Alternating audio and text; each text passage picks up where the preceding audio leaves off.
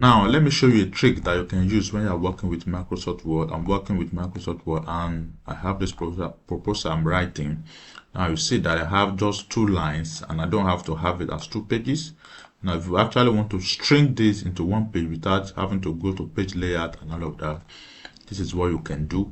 Now, to do that, go to this very place, click on this icon, go to More Command. This should open up for you, and then click on this and go to All Command, and then search for, you only have to scroll down, string one page, and then click on Add. You have it, and then click on OK. Now on your quick access toolbar, we now have it there as string to page, string to feed. So just click on it, and then you see that it has actually been stringed to 1 page. So that's one of the tricks that you can use. Thank you. Like and follow for more.